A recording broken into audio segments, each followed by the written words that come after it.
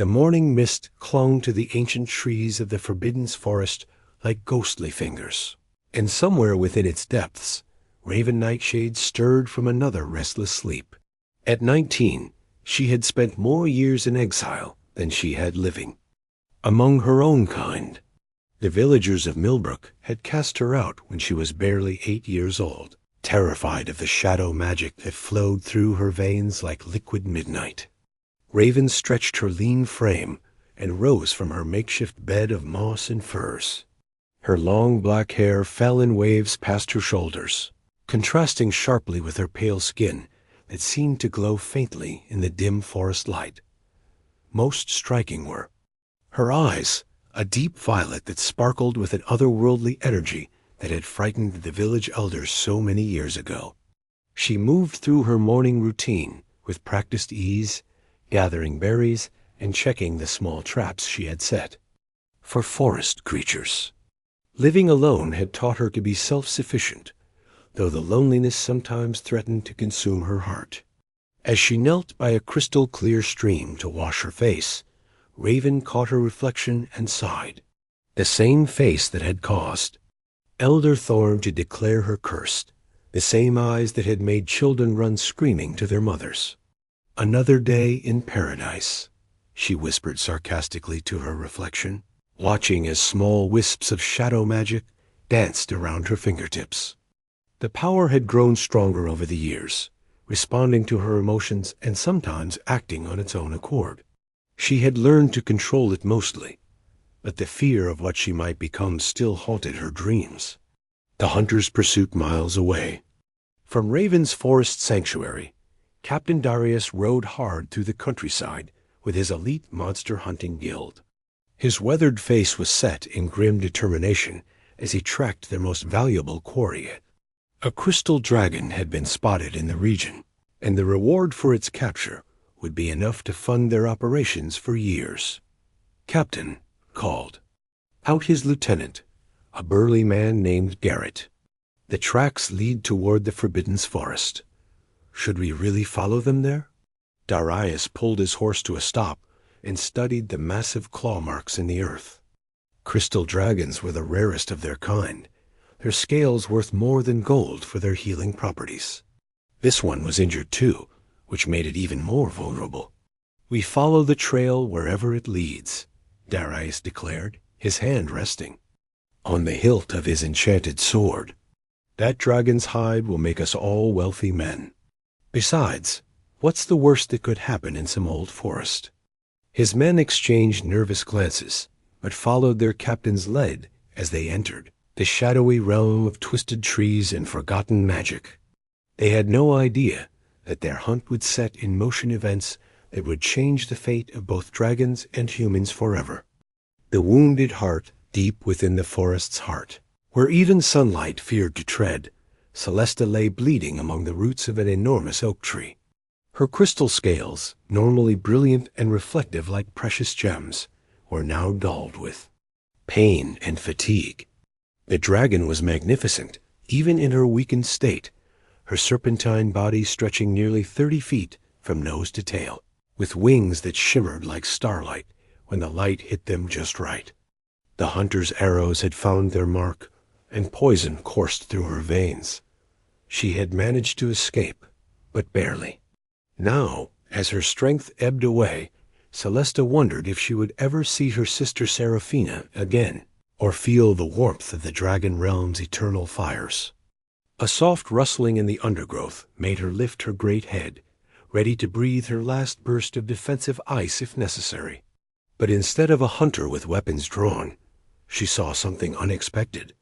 A young human woman emerged from behind. A cluster of ferns, her violet eyes wide with concern rather than greed. Raven had been following the sounds of distress for nearly an hour. Her shadow magic had whispered to her of pain and suffering nearby, tugging at her heart until she could no longer ignore it. Now, faced with the most beautiful creature she had ever seen, she felt her breath catch in her throat. "You're hurt," Raven said softly, approaching slowly with her hands raised to show she meant no harm. "Those are hunter's arrows. I can see the poison working through your system. Celestia's eyes, a brilliant blue like winter skies, studied the strange human. Most of her kind would have run screaming or attacked with weapons. Instead, this girl spoke with genuine concern and seemed to radiate an aura of protective darkness. Why do you not flee, little human? Celestia's voice was like wind chimes in a gentle breeze, melodious despite her pain. Do you not know what I am? Raven smiled sadly and settled down beside the dragon's great head. I know exactly what you are. You're someone who's been hunted and feared for something you can't control. Trust me, I understand that feeling all too well. The shadows embrace. As if to demonstrate her point, Raven extended her hands and allowed her shadow magic to flow freely. Dark tendrils of energy swirled around her fingers, beautiful and terrifying at the same time. But instead of using them to harm, she gently touched the poisoned arrows in Celestia's side. This might hurt at first, Raven warned, but my shadows can draw out toxins. It's one of the few useful things about being cursed. Celestia watched in fascination as the dark magic enveloped the arrow wounds. Rather than feeling pain, a cool, soothing sensation spread through her body as the poison was slowly extracted and neutralized. The shadows seemed to have a mind of their own, wrapping around her injuries like gentle bandages. Your magic, Celestia whispered in wonder. It's not cursed at all. It's healing magic of the rarest kind. Shadow magic is said to be the balance to light, not its enemy. Raven's eyes filled with tears she had held back for years. The village elders said I was an abomination, that my power would bring only destruction and death. They made me believe I was a monster. Then they were fools, Celestia declared, her strength already beginning to return as the poison left her system. You have just saved the life of a dragon with the very power they called cursed.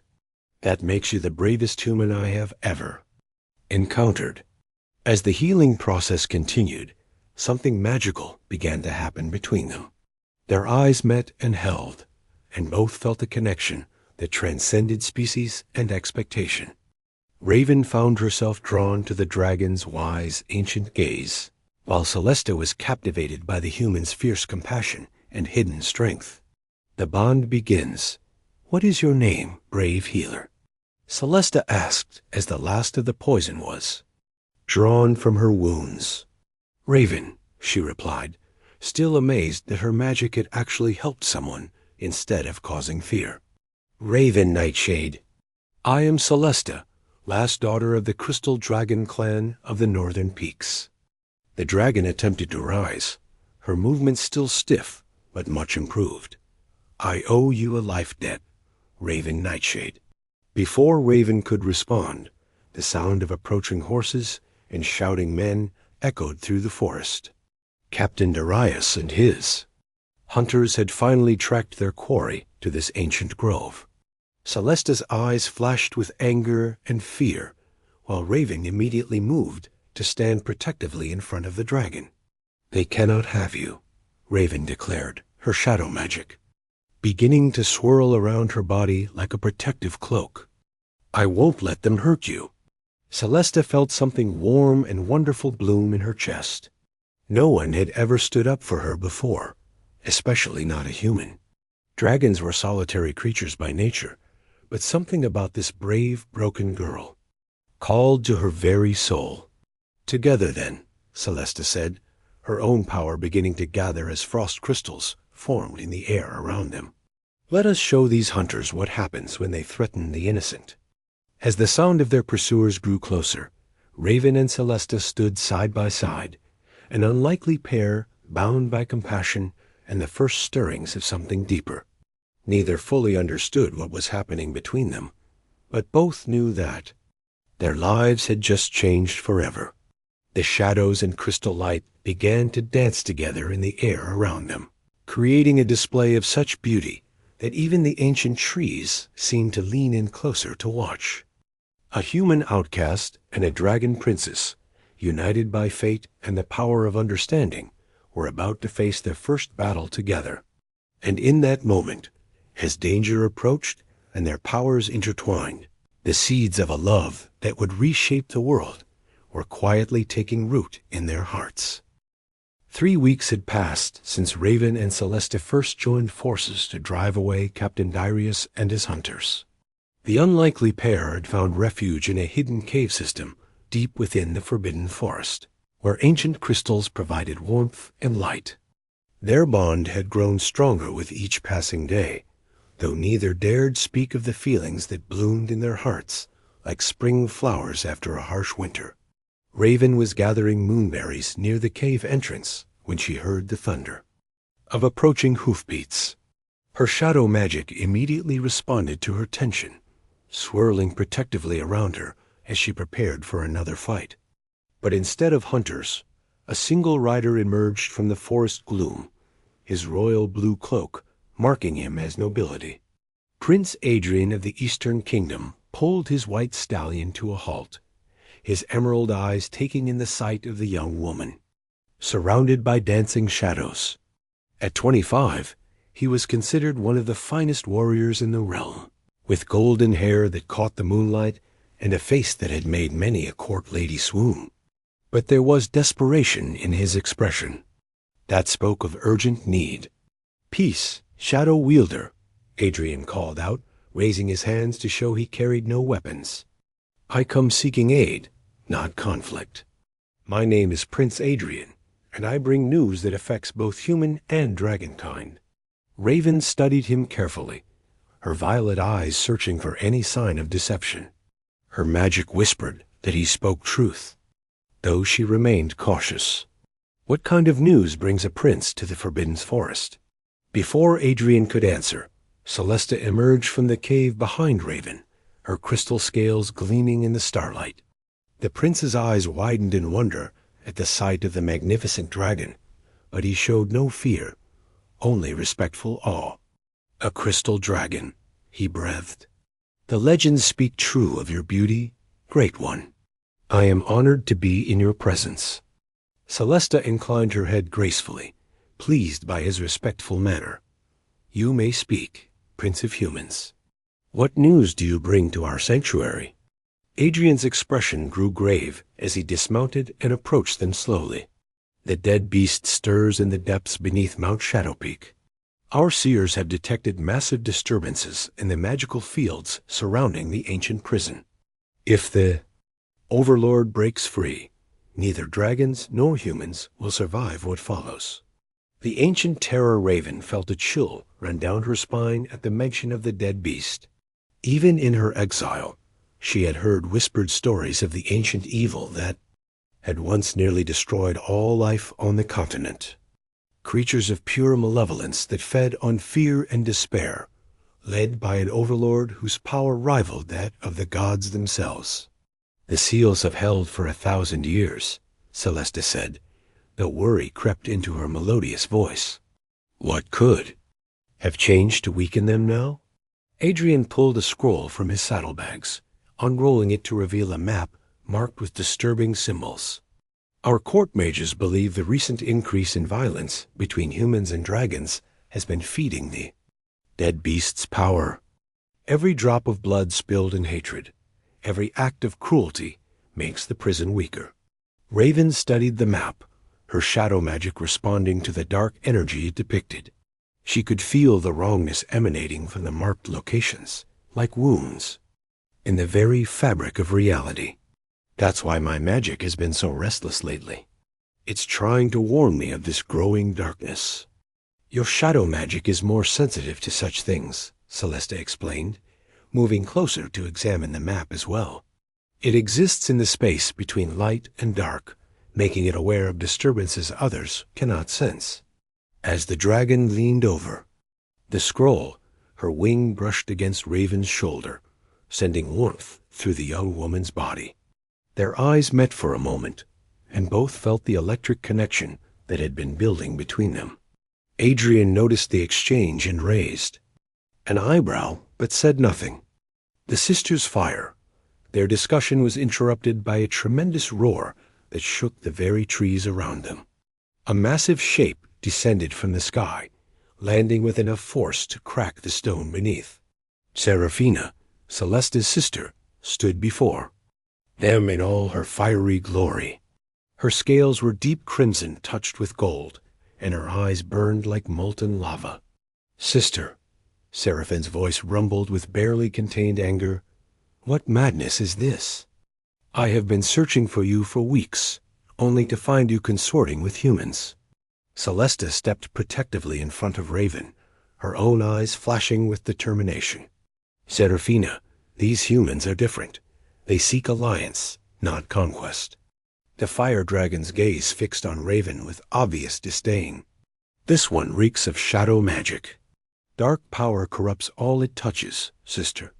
You risk everything for what? Loneliness?" "I risk everything for love," Celestia declared, surprising everyone, including herself with the boldness of her admission. Prince Adrian stepped forward, his warrior's instincts recognizing the volatile situation. "Great Dragon, I understand your protective nature, but we face a threat that requires all our peoples to work together. Perhaps we should focus on the Thuthan, true enemy." Seraphina turned her burning gaze on the prince, ready to unleash her fury on this presumptuous human. But something in his steady green eyes gave her pause. Unlike other humans she had encountered, he showed no fear, only respectful determination and an underlying kindness that intrigued her despite herself. "Hearts in conflict. You speak boldly for a mere human," Seraphina said, her voice losing some of its hostile edge. "What makes you think dragons should trust your kind after centuries of hunting and exploitation?" Adrian met her fiery gaze without flinching. "Because some of us are willing to die to protect what we love, even if others call that love forbidden or impossible." As he spoke, the prince's eyes briefly flicked toward Seraphina herself, and the fire dragon felt something unexpected stir in her ancient heart. There was genuine admiration in his gaze, not the greedy desire she was used to seeing from humans, but something warmer and more dangerous. Raven watched the interaction with growing understanding. The shadow magic within her was highly attuned to emotions, and she could sense the complex feelings swirling between the prince and the fire dragon. Despite their different species, there was an undeniable attraction building between them. "The harp wants what it wants," Raven said softly, her words carrying to all present. "I learned that the hard way when I thought I was destined to be alone forever." Celestia moved closer to Raven, their hands almost touching as the crystal dragon began to shift into her human form. The transformation was breathtaking to witness, scales melting away to reveal pale skin and silver hair that cascaded down her back like liquid moonlight. Her eyes remained the same brilliant blue, and her beauty was ethereal enough to make even Prince Adrian catch his breath. "In this form, we are not so different," Celestia said, taking Raven's hand in hers. The touch sent sparks of magic between them, shadow and crystal light dancing together in perfect harmony. Seraphina watched her sister's transformation with growing alarm. "Celestia, what are you doing?" "Taking human form makes you vulnerable." "It makes me honest," Celestia replied, never taking her eyes off Raven. "For too long I have hidden what I feel. The Deadbeast feeds on hatred and fear, but love, true love, is the one force it cannot corrupt or consume." The overlords whisper, as if summoned by their discussion. A cold wind began to blow through the forest, carrying with it the stench of decay and malevolence. The very air seemed to thicken with an oppressive presence that made all four companions draw closer together instinctively. A voice, ancient and terrible, whispered through the darkness like poison in their minds. "Yes, speak of love while I grow stronger. Each moment you waste on these foolish emotions brings my freedom closer. Soon, all will know the sweet embrace of despair." Raven gasped as her shadow magic reacted violently to the Deadbeast overlords' presence, her power flaring out of control for a moment before she managed to rein it in. "It's closer than we thought. The prison is failing faster than your seers predicted." Prince Adrian drew his sword, the enchanted blade glowing with holy light. "Then we have no time for doubt or prejudice. Dragon or human, we must stand together now or fall separately." Seraphina looked between her sister and the prince, seeing the genuine love in Celestia's eyes and the noble determination in Adrian's stance. Slowly, she too began to shift into human form, revealing a woman with fiery red hair and amber eyes that still held the heat of dragonfire. "If my sister chooses love over tradition, then perhaps it is time for us all to choose differently," Seraphina said, her voice softer now in human form. "But know this, Prince Adrian, if you betray that trust, you will learn why dragons are feared throughout the realm." Adrian bowed deeply to both dragon women. "I would expect nothing less, and I would offer nothing less in return. My life is yours to claim if I prove unworthy of the faith you place in me." The alliance forms as the four unlikely allies stood together in the moonlight, each pair drawn to the other by forces greater than mere attraction. They began to plan their strategy against the awakening evil. Raven's shadow magic could sense the weak points in the Deadbeast's prison, while Celestia's crystal powers could strengthen the remaining seals.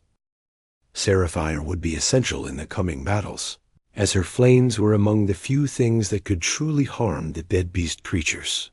Prince Adrian brought not only his own considerable skills, but also the promise of human armies and resources, if they could convince the other kingdoms to set aside their prejudices.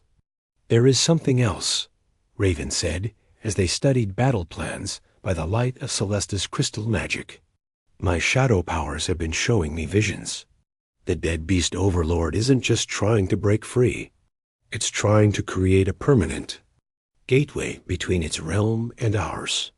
That would mean an endless war," Adrian realized, his face pale with the implications.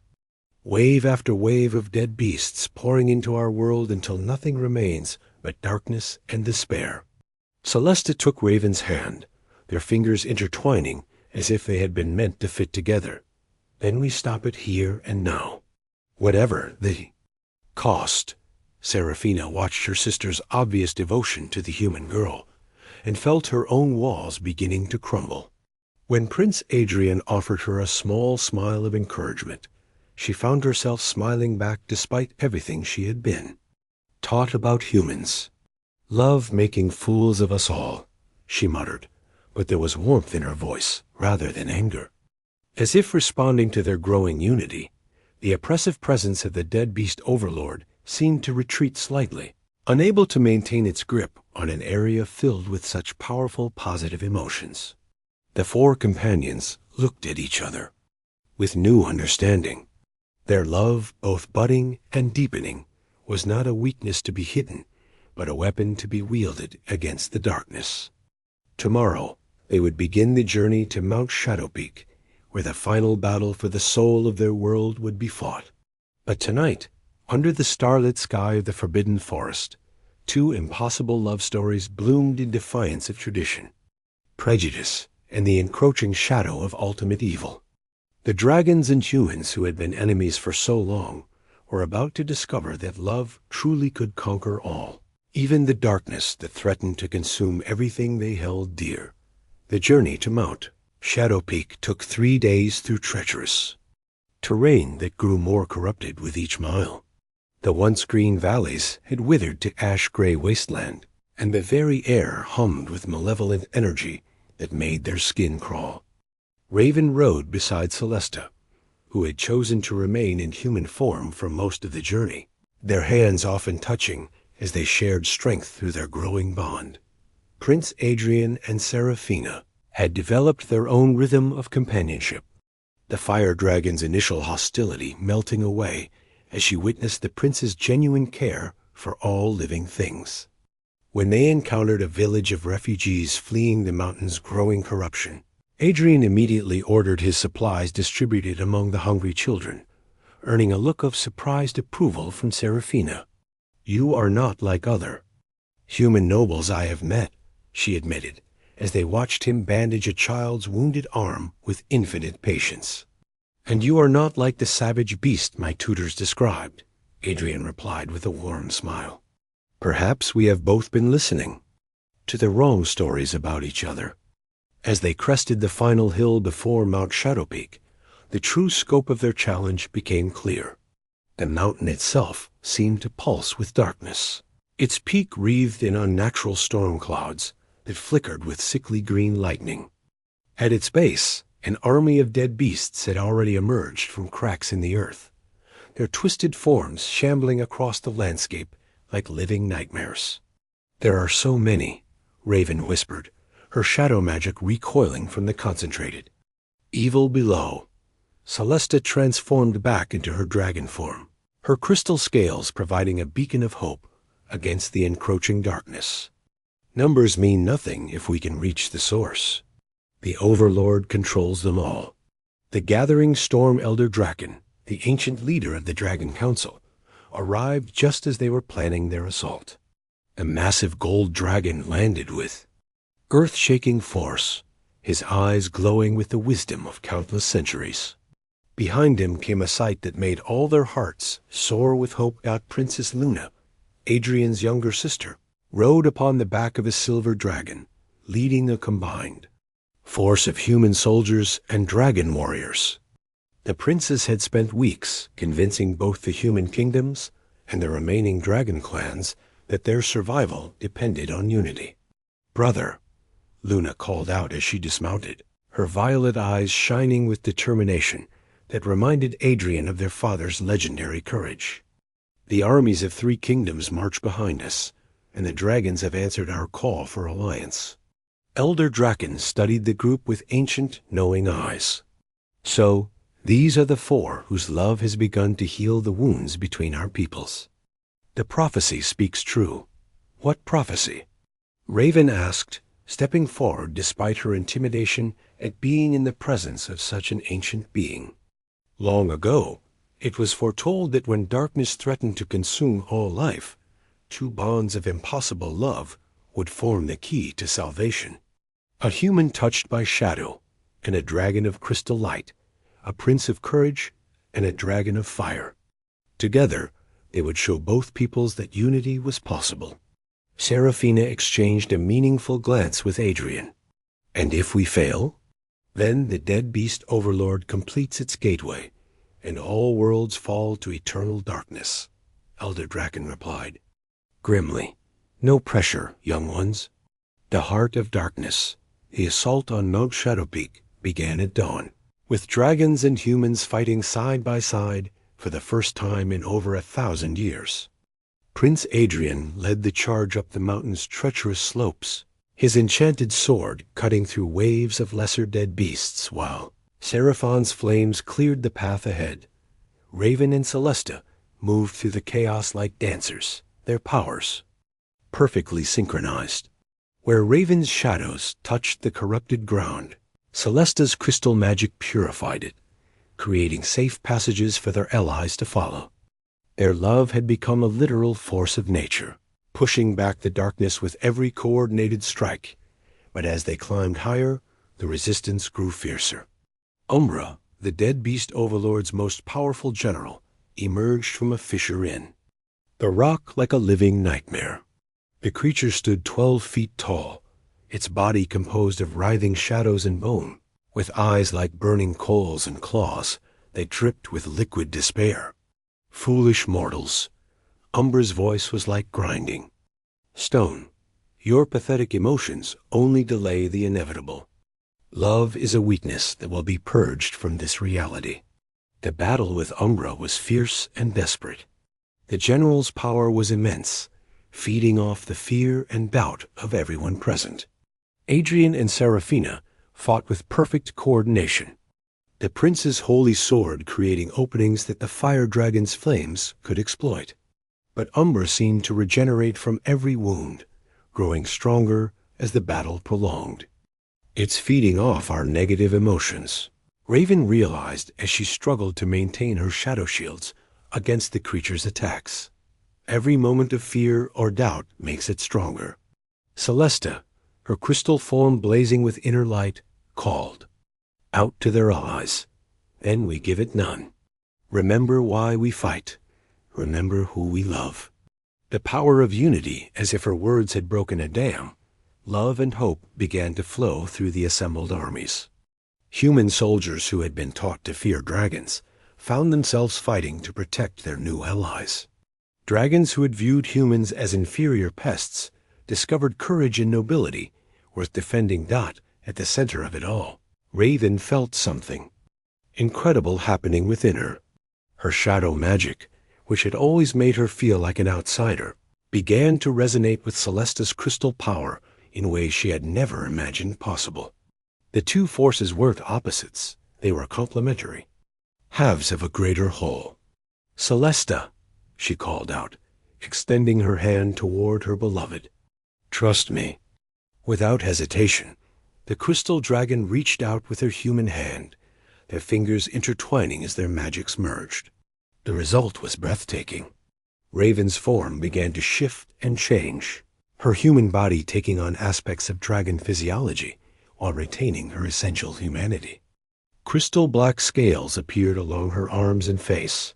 Her eyes blazed with combined shadow and light, and magnificent wings of crystallized darkness unfurled from her shoulders. The merged warrior, Elder Draken, breathed in awe. The prophecies. Ultimate fulfillment. In her transformed state, Raven possessed power beyond anything she had ever imagined. She could feel Celestia's thoughts and emotions as if they were her own, their souls intertwined in perfect harmony. Together, they were something entirely new, neither fully human nor dragon, but representing the best of both. Umbra's confident. Sneer faltered as it faced this unprecedented opponent. Impossible. Such unity should not exist. Love makes all things possible, Raven replied, her voice carrying harmonics of both human and dragon speech. The final confrontation, the battle with Umbra, ended swiftly once Raven achieved her merged form. The general's power, built on separation and hatred, could not stand against the unified force of love and acceptance. With a final, devastating blast of shadow crystal energy, the creature was banished back to the realm of darkness from which it came, but their true challenge lay ahead. At the mountain's peak, the Deadbeast overlord waited within a swirling vortex of pure malevolence. The ancient evil was even more terrifying than the legend suggested, a being of such concentrated darkness that reality itself seemed to bend around its presence. At last, the overlord's voice boomed across the mountaintop. The meddlesome insects arrived to witness the birth of eternal night.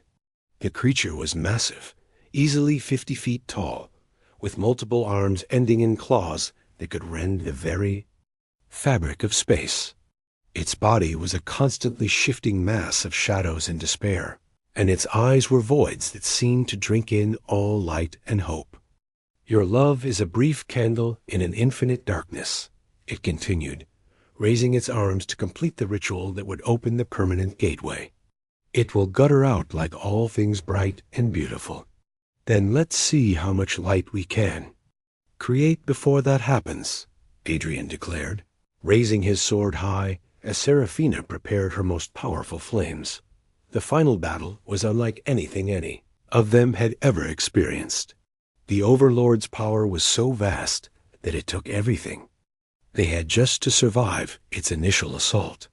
Mountains crumbled under the force of its attacks, and the very sky seemed to crack under the weight of its malevolence. But they had something the Overlord could never understand or defeat. They had each other. Every time one of them faltered, the others were there to provide strength. When Adrian was knocked down by a devastating blow, Seraphine's protective fire shielded him while he recovered.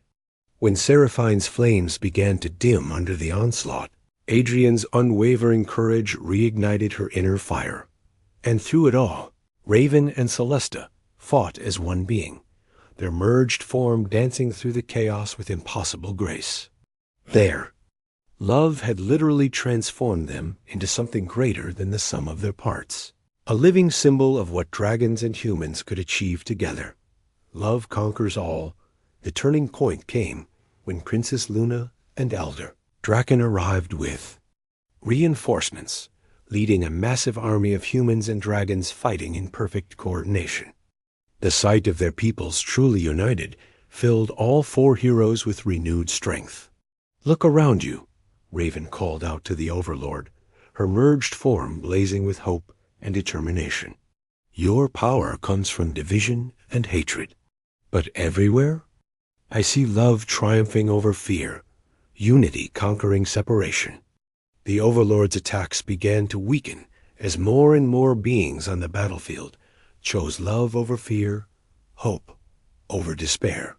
Dragons carried wounded human soldiers to safety, while human mages channeled their power to heal injured dragons.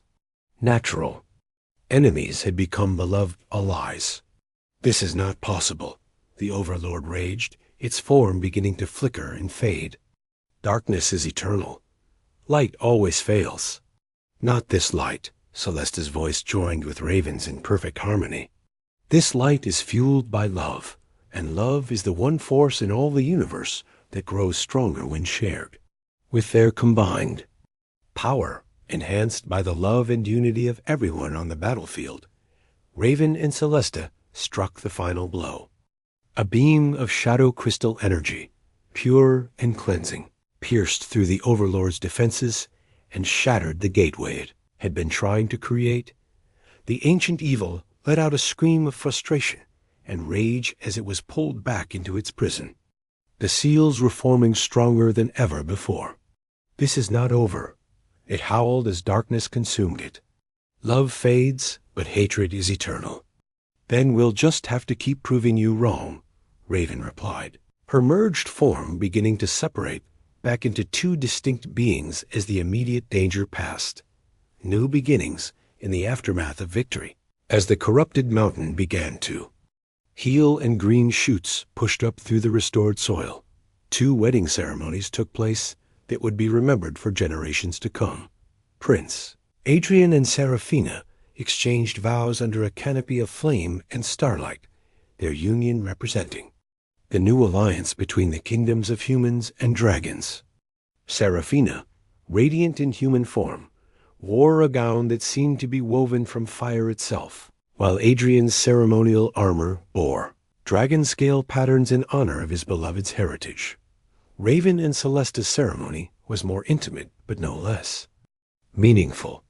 Surrounded by their closest friends and allies, they pledged their eternal love in both human and dragon traditions. Raven had learned to maintain a partial transformation, retaining small crystal black scales along her arms and the magnificent wings that marked her as something beautifully unique. Elder Draken performed both ceremonies, his ancient voice carrying across the mountainside as he declared the beginning of a new age. "Let it be known throughout all realms that love has triumphed over hatred, unity over division. These bonds shall serve as beacons of hope for all who believe that different peoples can come together in peace." Princess Luna, now serving as ambassador between the human kingdoms and dragon clans, smiled as she watched her brother and his friends find their happy endings. The political implications were staggering, but she was confident that the love demonstrated here would spread throughout both civilizations. Epilogue: the world renewed. 5 years later, the world had transformed beyond recognition. The kingdoms of humans and dragons had formed a lasting alliance, with joint cities rising where both species lived and worked together. Raven had established a school for young people with unusual magical abilities, teaching them that their differences were gifts to be celebrated rather than curses to be hidden.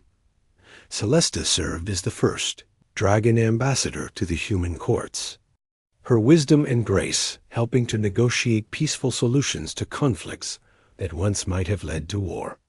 Her ability to take human form had inspired other dragons to learn the skill, making communication and understanding easier than ever before. Prince Adrian and Princess Seraphina ruled jointly over a kingdom that had become a model for interspecies cooperation. Their children, when they came, would be living bridges between two worlds, carrying the best traits of both humans and dragons. But perhaps most importantly, the love that had saved their world continued to grow and spread. Young couples, both human and dragon, looked to the four heroes as proof that love could overcome any obstacle. The darkness that fed on hatred and fear found itself starving in a world increasingly filled with compassion and understanding. And in the Forbidden Forest, now renamed the Forest of New Beginnings, a crystal tree grew where Raven and Celestia had first met. Its branches sparkled with both shadow and light, a living monument to the truth that love, in all its forms, was indeed the most powerful magic of all. The Deadbeast overlord remained imprisoned, its power broken not by weapons or armies, but by the simple revolutionary act of choosing love over fear. And as long as that choice continued to be made by beings across the world, the darkness would never again threaten to consume all that was bright and beautiful. The story of the shadow-touched human and the crystal dragon had become legend. But more than that, it had become a promise. A promise that no matter how different people might seem, love could always find a way to build bridges across any divide.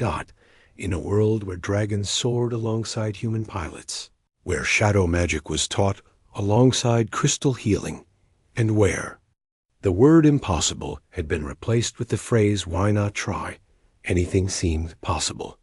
And at the heart of it all, four hearts beat in perfect harmony, their love having literally changed the world.